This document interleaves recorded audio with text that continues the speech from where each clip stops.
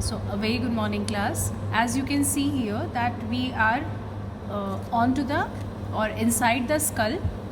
This is the interior part of the skull, which is divided into cranial fossas. We can see here there are three cranial fossa: anterior one, middle one, and the posterior one. The anterior one is the deep one, the middle one is the deeper one, and the deepest one is the posterior cranial fossa.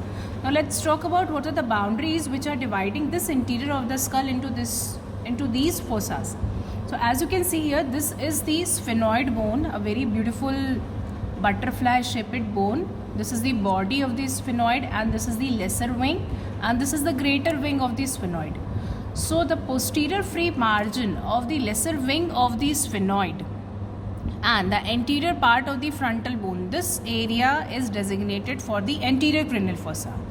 The lesser wing of the sphenoid and the superior border of the petrous part of temporal bone. As you can see here, this is the petrous part of the temporal bone.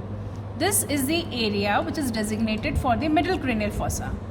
And behind this superior border of the petrous part of the temporal bone and this whole area which is accompanying the occipital bone, this area is consisting of the posterior cranial fossa.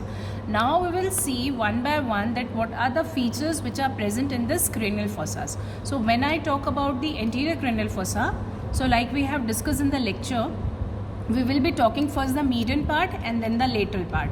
So when we look at the boundary of the anterior cranial fossa, anteriorly it is guarded by the part of the frontal bone, posteriorly by the lesser wing of the sphenoid, and the floor. This floor, as you can see that it is coming in contact with the orbit.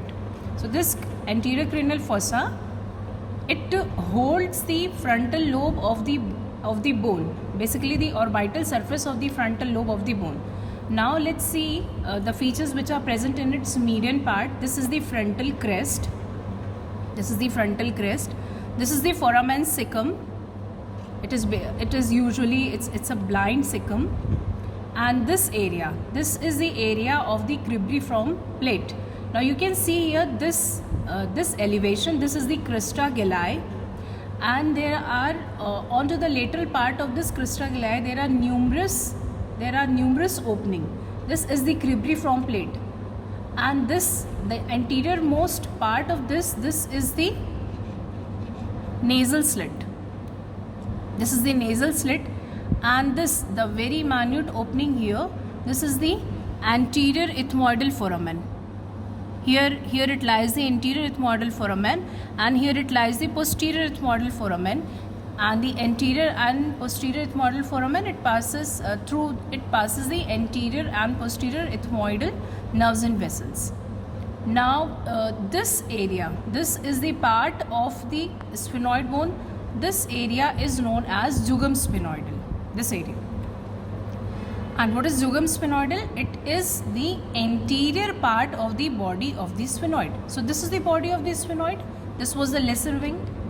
Okay, now when we talk about the lateral part of the anterior cranial fossa, as you can see here, this is the area, this is the roof. Basically this is the roof of the orbit, and the frontal bone, it comes in a contact with it.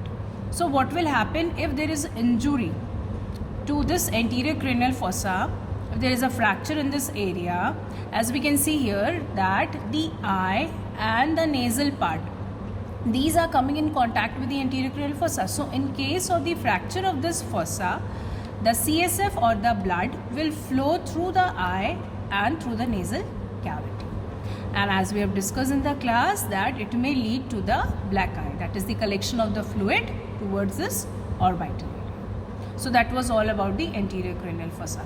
As we all know that what we have already studied, that what are the structures which passes through this foramen, so I am not repeating it.